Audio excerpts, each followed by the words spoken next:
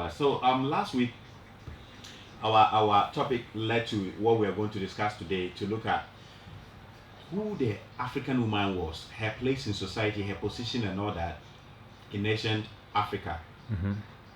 as against today's narrative, where it looks like the woman has never been in higher position before, and it's like, let's fight for what man can do, women can do better. Where do we start from with this conversation? Yeah, I want to start with we won't pour the water, but a verbal libation to call the names of some of those great women from antiquity. So I will give you those names, I will let you know who they were, and then we'll go back and go further into them. But first, we have to even know who they were before we can speak intelligently about them. So, first, I want to give you the names of female rulers and regents of ancient Kemet. So, anytime we want to start with history in terms of written history, Kemet. And for edification of my listeners, when you say regents, what do you mean? So a regent is someone who is standing in the place of the substantive ruler. Okay. So let's say this person dies at 80 and whatever the age is, and the one who's supposed to take over is only 5 or 6 years old, right? So then a 5 or 6 year old can't take very good decisions for the nation. So maybe the mother will stand in, the wife of the one who had passed on. So that's the regent, the one who is. So even when we have the African Regent Hotel, that's what the regent is referring to, someone who's standing in the place of the substantive ruler. Okay. So we have a list of regents, and again, when we want to start with any type of history, whether it's African history or otherwise, because the very first written language was here in Africa, we always have to go back to Kemet in order to get those very first attestations of anything that we're dealing with. Okay. So the very first regent in the history of the entire planet Earth, female ruler, this was Mernith, and we're talking about 2950 BCE. This is just short of 5,000 years ago. So her predecessor was Jet, and then her successor was Den. So she was a regent because Den was to come to the throne when he was very young. So she stood in his place. Now after that, we have 2686 BCE. So around 4,600 years ago, Nimaat. So her predecessor was Sanak. Her successor was Neteriket, which is also known as Djoser. That's who the step pyramid was built for. Again, he was very young when it would have been time for him to ascend to the throne. So therefore, Nimaat was able to play that role for him. Ankesen Pepi, we're talking about 2288 BCE. So her predecessor, Nimtium Saf, and Pepi the second. And all of these are women. All of these are women. Anknesen Pepi, this is a woman who. I'll be glad if you add the areas where they would. Right, so all of this is Kemet. So far, we're only dealing with Kemet. We're going to go to Kush as well because that's also a very important one. But we'll go through the names of the list of the women of ancient Kemet. We'll go into Kush. We'll go into women who were female physicians. The very first female physician in the history of the entire planet Earth was a woman, and she was right here in Africa. And many people have never heard her name, so we'll mention those names, and then we'll go back into some of the details so that we can find out. So again, her predecessor was Nimtium Sap the first, and then her successor was Pepi the second, who ruled for an extremely long time. And the reason why is because he started off as a small child, so she was a regent for him. Now we come to the very first ruler, outright ruler, which is Netiketi, what the Greeks referred to as Notikris, and her predecessor was Nemtium Saf II, and then the successor was Menkara. Now, Herodotus, the so-called white father of history, how can you be a father when history was going on before you were even thought of? But again, he talked about Notikris, so this is where they come to some of the king lists, and then they find Netikerti as the one who is actually mentioned. Now, the very first one who is not disputed at all is Sobek Neferu Ra, often called Neferu Sobek as well. So we're coming to 1806 to 1802 BCE.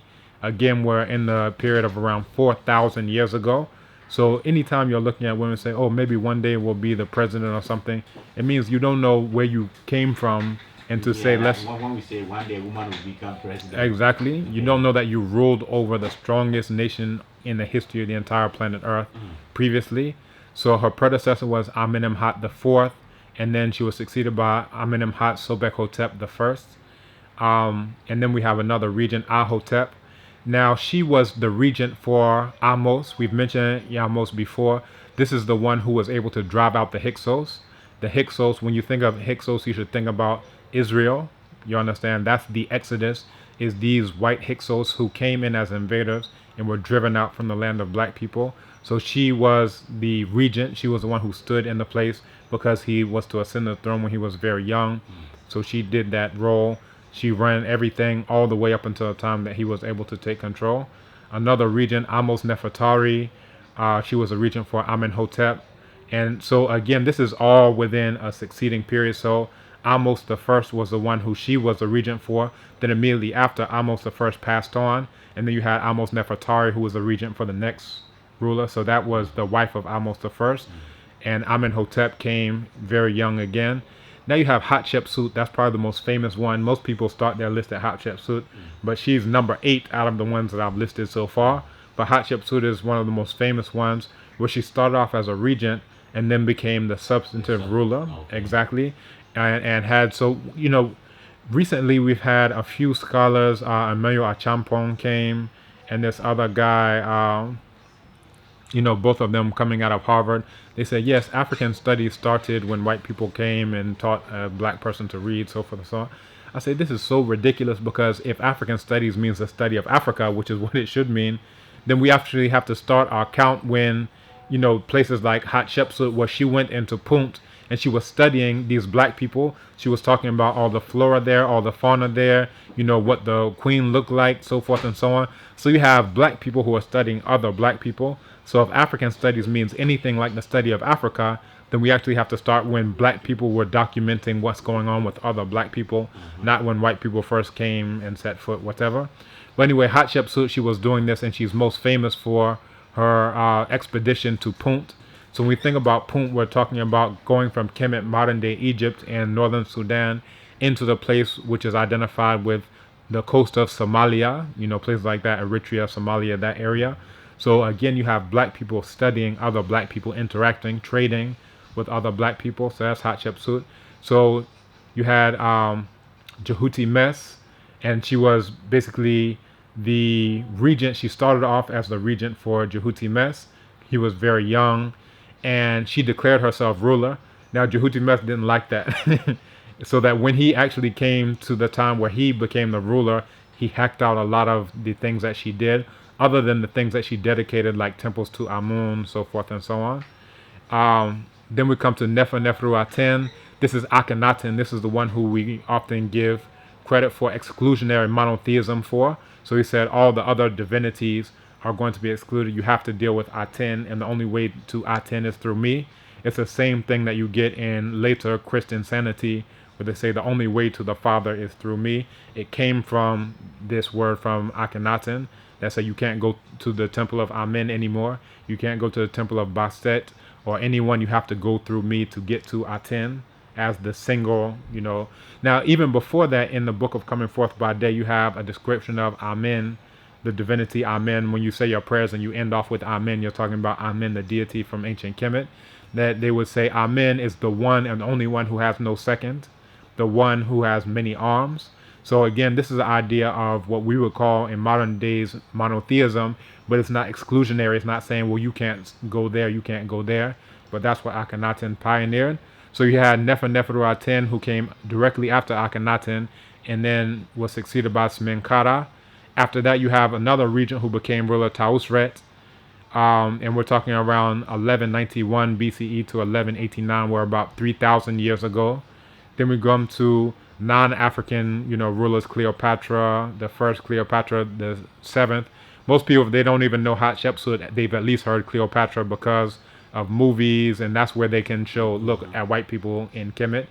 Of course, they had nothing to do with the foundation of it, the building of it, or whatever. Where do Nefertiti, or is that a name, comes in? Right. So when we're talking about Nefertiti, we're talking about around 3,000 years ago. But this is the thing, from the list, I'm only talking about those who ruled Kemet, either temporarily or ruled outright. So when you're talking about Nefertiti, this is the wife to Akhenaten, Okay. Okay. right? This is a wife to Akhenaten. Now, this is where there was some dispute because some people say Neferu Aten. This is ruler number 9 on our list. This is 1334 to 1332 BCE. That they say Neferu Aten and Nefertiti is the same person. So they say that actually after Akhenaten, she ruled outright just under a different name, saying the beauty of the beauties of Aten, the exact same sun disk, which is the one who Akhenaten brought to prominence. So again, this is where we're talking about Nefertiti. And now another thing I want people to know is that when you actually go to Kemet is where you actually see real carvings of Nefertiti. The famous one that people see all over, earrings of, so forth and so on, that's a forgery. That's not a real one. That is actually modeled after a white woman. But when you go there, you will see all the original carvings of Nefertiti, and she looks just like my sister sitting here on this side of the studio. Wow. You know, she has very curvaceous Kwabena Mami. everything. Kwabena Mami look just like Kwabena Mami. Yeah. So this is why you have to actually go and do your first-hand research, because otherwise you'll look at this image that's modeled on a white woman, say, oh, that's Nefertiti. No, how come Nefertiti doesn't look like any of her other carvings? You understand? So once you can compare that one to every single other one, that's where you can get. And she has very African features, broad nose, thick lips, so forth and so on, except for in that particular one. And there's a whole story that goes on into how they were able to do that. And I think it's actually mentioned in Hidden Colors 4. So those who are online, they can actually go to Hidden Colors 4 and find out more about that. So we've gone through, you know, that list. Now, even beyond that, another thing that I mentioned before is that the very first doctor in the history of the world, we can go to Merit Ptah, we can go to Pesachet. So the very first female physician, 2700 BCE, we're talking about just short of 5,000 years ago. So sometimes we have women who say, oh, maybe we can go to medical school, so forth and so on. The very first female physician, 2700 BCE. And her picture is seen on a tomb near the pyramid at Saqqara, which is the one that was built by Imhotep. Yeah. So in that one, her son refers to her as the chief of physicians. So this is something that's very, you know, very important. She is the first physician. The very first in the history physician. of the world. Exactly. The first female physician. Female physician. So when we go to the very first And documented, which date is that? this is 2700 BCE. So this is 4,700 years ago, you know, thereabout.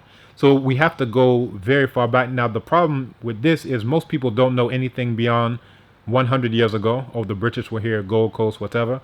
So how can you even get a sense of trajectory? How have you moved? How have you gone up or down if you don't know anything beyond what Ivan Van Sertima referred to as the 500-year box? Even if you can go before that, you say colonial, pre-colonial, post-colonial, and it puts your center right there of when white people set foot, you know, in the west coast of Africa. And it's really a twisted way of looking at time. So that's Merit Ptah. Now there's another one, Pesachet, who lived in what's called the 4th dynasty. And she's often credited as being the earliest known female, even though Merit Ptah lived earlier. And her title was the Lady Overseer of the Female Physicians, meaning that she wasn't the only one, that there was a whole crew, a whole corps of female physicians, and she was the overseer of all of them. So again, you have Merit Ptah, you have Pesachet, you have all these ancient African women. And then we can move forward also to the role of women in ancient Kemet. So if you look at a stela of a soldier, Kedes from Gebelem, that I want to quote, he says, an offering which the king gives in Anubis, what they call Ampu in ancient Kemet, he who is upon his mountain and in the place of embalming, an offering for the honored Kedes who says, I was a worthy citizen. So what people would do, this is the origin of the CV or your resume, when you said, this is what I did. That the idea is that what you did in life, you would carve that in stone so that anyone who came after would be able to see what you accomplished in life, right?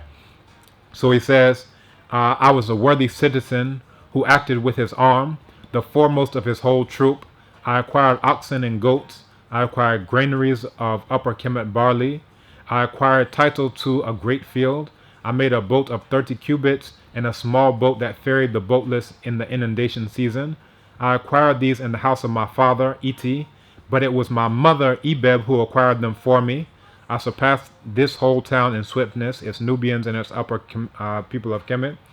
Now, this statement illustrates the fact that women have the right to own property and dispose of it as they wished, a situation that already existed in the so-called Old Kingdom. So this is profound because at this point in time, most other places in the world outside of Africa, women were considered property. But in Kemet, here you have a man who says, I had this boat 30 cubits long. I had this other boat that ferried the boatless. And I acquired it when I was still in the house of my father, but it was my mother who acquired them for me. So she was owning property. She was disposing of it. She was buying. She was selling, doing all these types of things. So it puts things in perspective that women own property and were seen as being Owners. Complementary, right? So when last week we talked about complementary opposites. So it means that you have a male, you have a female, you need both of those to create life. And that's as opposed to the idea of diametric opposites, which is male is here, female is here, one must be good, the opposite has to be bad. And again, even when we're looking at that, as we said last week, that we have to even see, the times where you could look at things in that way versus the times that you can look at these, and then even see times where they overlap. But this is what's profound, that it wasn't just a philosophy, a rhetorical ethic, that in ancient Kemet, they were actually living it out. It's not, let's say that women are equal or whatever, but now put them in the corner. No, they were actually living that out. They were becoming rulers. They were becoming physicians. They were, becoming landowners, property owners, and so forth and so on. So again, that's that. I also want to deal with a few names from Kush, and then we can go back, we'll rewind, then we can go deeper into any of these names that we want to deal with. Okay. But when we're looking at what we now know as Kush, right? Kush. So this is mentioned in other places, and it's coming from the term in ancient Kemet. That's what they were referred to as Kush. The word Nubia is sometimes used interchangeably, and that comes from the word Nebu, which is the word gold in ancient Kemet. Okay. But the title of the place, the name, was often given as Kush. So we're fast forwarding to around 177 BCE to 155 BCE. We're talking about now 2,000 years ago. Very recent, right? Yeah. Sometimes people talk about antiquity and they say, in the time of the Greeks, that's antiquity. We need to start calling that recency. That's not antiquity at all. We have to start going into 3,000, 4,000, 5,000 years before we even get to anything old. 2,000 years is not old at all. But I digress. We'll come here to Shanak Dakrete, who is the earliest known ruling queen of Kush, right? And we're talking about around 2,177 plus years ago. Then you have Amani Renas, 40 BCE to 10 BCE. Amani Shaketo, 10 BCE to 10 CE. Amani Tore, 1 to 20 CE. When I'm saying CE, that's the common era. That's what most people refer to as AD, right? BC and AD. But that's a very Christian type of concept. So a more neutral concept is to say CE as common era. So that's Amani Tore, 1 to 20 CE. Amantitere, 22 to 41 CE. Amani Khatashap, and that's 62 to 85 CE. Malek Orobar, that's 266 to 283 CE. Then we have La Diamani, that's 306 to 314 CE. Now, what's significant about, if you ever meet someone who has the name Candace, it's actually derived from the title Kantake, which is what these rulers were called, the rulers of ancient Kush. So anyone who had the title of queen, they didn't say queen, of course, because they're not speaking English. Okay. The actual title was called Kandake. Kandake. Okay. Exactly. So what's significant about them is that this is one of the first fronts, and you can actually read about this in Destruction of Black Civilization. This is one of the first fronts against the incursion of white people into Africa, in the sense that the Roman Empire was stretching all throughout everywhere. It was going all throughout Europe. They were able to defeat, the Germanics. They were able to go stretch all the way into England and so forth and so on. Even there are places when they talk about Latin languages, when they talk about French, when they talk about Spanish, Portuguese, Italian, that all of that is coming about from the spread of the Roman Empire. The fact that people in England even know how to read and write is coming from the spread of Latin. So what you're using, what you see all around here when you're writing the X and the live and all these things, that's the Latin script. So basically all of this is coming about because of the spread of the Roman Empire. But the place where they were not able to spread is into Ethiopia, what we are referring to as Kush. And it's because of these ancient women, the Kandake rulers, because what they would do is that they would go to the battlefront on the backs of elephants. So the Romans were trying to come. They were trying to come. They weren't able to go any further than these women, and the men followed those women. You understand? They were the outright rulers. It's not like they're a temporary ruler. It's not like, it's going back and forth. That these are the rulers. That's period. Then they can have males as consorts or whatever.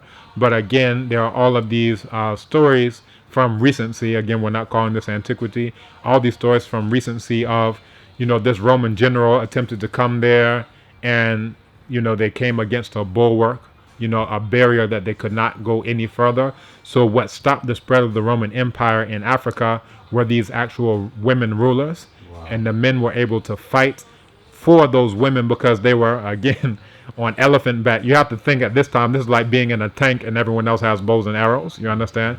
So the tank of antiquity was the elephant. Hannibal used it, so forth and so on. And that's what African people use in terms of harnessing what's around them, harnessing technology in order to gain military superiority. So again, these are some of the names that are very important for us to know, from antiquity, from recency, so we can get a sense of what African women were doing.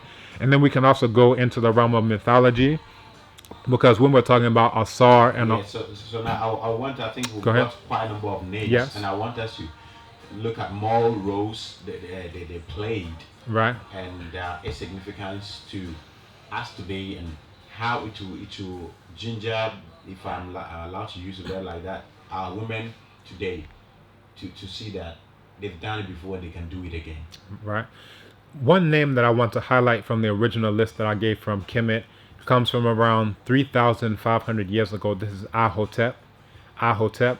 So this is the woman who is the mother of Amos. This is the one who drove out the Hyksos in the first war of African liberation.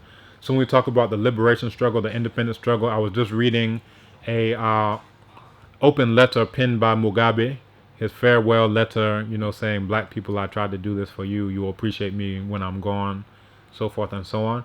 So we think about the liberation struggle in terms of, 30 years ago, 40 years ago, 50 years ago. But the very first war of black liberation from whites, from these white Eurasians, we have to go back 3,500 years. So this is when the Hyksos, these are these white Eurasians, they came into the land of black people, Kemet. When they came into the land of black people, they subjugated our people.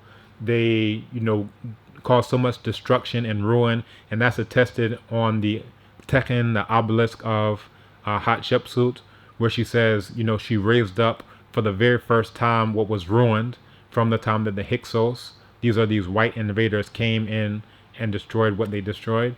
In the Stele of Kamos, he also talks about the ruin that these Eurasians, these Amu, created when they came into Kemet, their mistress.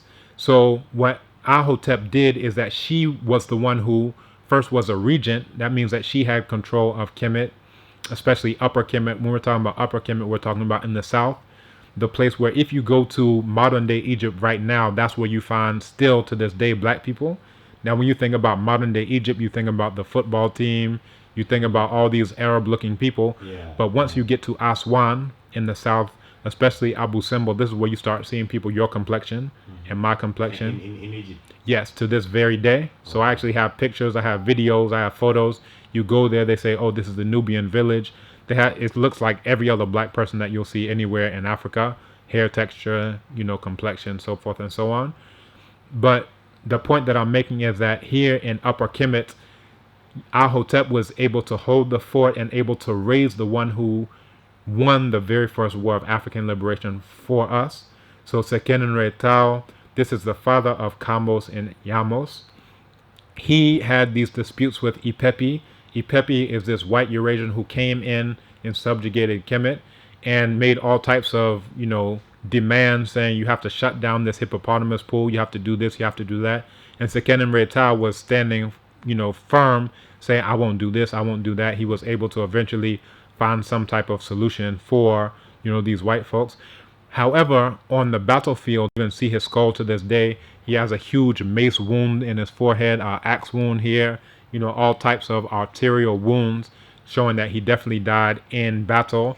Or some have the interpretation that he had the first wounds in battle, and then on his deathbed that he was finished off, that they were able to follow him to his deathbed. There was a small amount of healing, and then they finished him off there.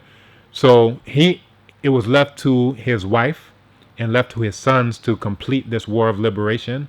So his wife Yahotep was the one who was able to, hold off these Eurasians.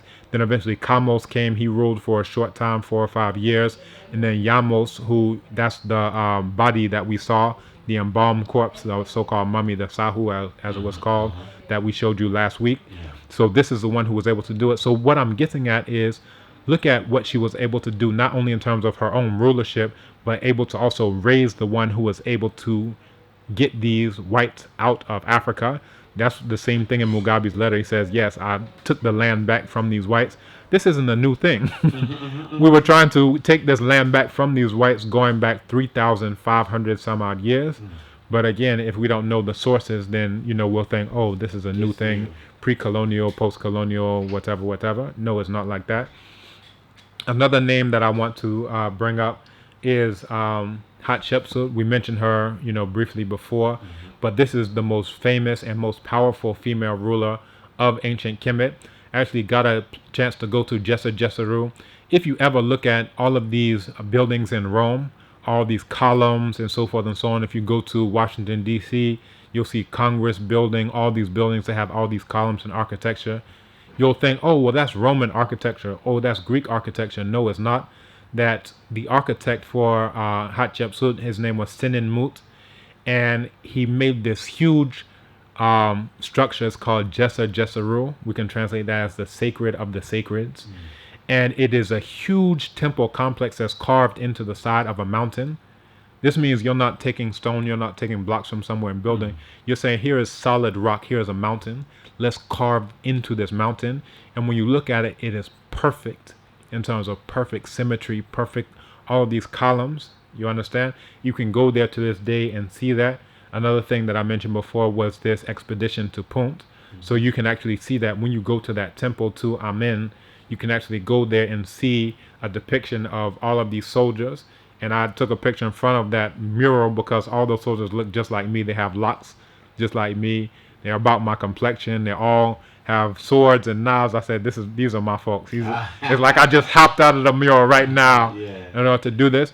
But again, we're looking at the interactions between, all of these black people. We're trading, we're engaging in commerce, that they would often go deep into Africa, and they referred to the interior of Africa as Ta Necha, which is the divine land. Usually the Egyptologists, they translate that as God's land. So this is the place where all of the people of Kemet were coming from. So they're saying we're going back to the sacred land, our holy land. You understand? Which is ironic because these days people say, oh, let's go to Israel, the holy land. That's the land of the Hyksos. That's the ones who had oppressed you and you were able to defeat and drive out of the land of black people. Now our whole orientation is backwards. Instead of how the people of Kemet saw the holy land, the sacred land, as being deep in the interior of Africa, now, because of getting Chirotantang, we say, oh, the Holy Land, let's go and fly off to Israel somewhere, River Jordan and all these places. So again, once we have our correct understanding of history, then we can start behaving in ways that are actually intelligent for African people. Now, let's look at these celebration. In modern day Ghana and modern day the world, we have so many celebrations for women. Women's Day, and a lot of them. What would you say to about African women and even African men who now hold this celebration so dear? Right. Yeah, I would say that if we want to look at the origin of these days, first we have to even look at the origin of the calendar. So in the very first calendar was developed also in Kemet. Now you have even predecessors to that. So if you go to Nabta Playa, this is where you see all of these megalithic stones that are arranged in line with specific constellations. You understand? So this is a way of keeping time. But in terms of the modern day understanding of what a calendar is, 365 days, that originated in ancient Kemet. And the way that they did it is you had 12 months. Each one had equal days, 30 days in every month. You had 3 seasons where you have, each one of those seasons has 4 months in it. Then at the end of those, you have days that are for specific divinities. And the very first day, a holiday, which we could refer to, is the day to Aset. You understand? So you attack, Which is a female. which is a female, Okay. right? We talk about Asar, Aset. That's what the Greeks refer to as Osiris and Isis. Okay. So we can think about the day that's dedicated to Aset as the very first Women's Day, the very first day, a holiday dedicated specifically to a woman, to a female figure. Okay. So these are the things that we can think of. Modern times, basically, I have a problem with any time a white person says celebrate something on this day and then we actually do it.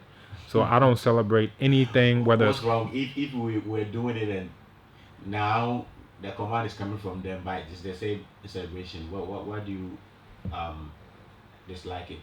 Yeah, I have a problem with us taking orders and commands from, any Eurasians. If we're talking about we want to be free, if we're saying we want to be independent, but then we take all of their holidays and celebrations and then we deal with them. Yeah. So here, there are holidays I've never celebrated a day in my life. Now I was born and raised in the U.S. and I've never celebrated this Christmas and all these other things. But here I come to Africa, and ironically enough, a lot of these continental Africans. You can barely escape it. Exactly. You can try, but it's difficult. But this is the thing. If we're talking about we're free, we fought so hard for independence, for liberation, and so forth and so on. This is why, I like you say, have this movement for Ghana's liberation, Ghana freedom now. It's like, that's a very good understanding that how can you say that you're free when all of your culture is determined from someone else. Someone says on this day you celebrate this. Exactly. Now, one of the things is you actually have to go, if we're going to talk about Christmas, December 25th, that the only thing that is significant for is the winter solstice. So on December 21st, you can go to Kemet right to this day and you go to the temple of Amen and something spectacular happens. They call it Hierophany. They arranged that temple. The temple was called Ipet-Sut, which is the select of all select places. You understand? And what happens on December 21st is that's the day that the sun from the northern hemisphere appears to be at its very lowest point. Now, when it finally rises in that morning, it rises in between all of these huge multi-ton stone colonnades, and it shines directly into the place called the Holy of Holies, where in ancient times it would light up the golden figure of Amen, right? The same Amen that you say when you pray to. So think about the math and science that's necessary to make a huge multi-ton stone structure, all of these columns and colonnades and everything, and arrange it so precisely that only on that day where the sun is at its lowest point, on the day of the winter solstice. Have you been there to witness that before? I've only seen videos of it, and even this year I say I want to go. So it depends you can on. catch it on December 25th. December 21st. We're coming to why the 25th is significant, but it's only significant in relation to what goes on the winter solstice. Okay. So you have people who go there, on the 21st and then the days after, all the way up to December 25th, in order to see what's going on. But the reason why December 25th is significant is because of December 21st.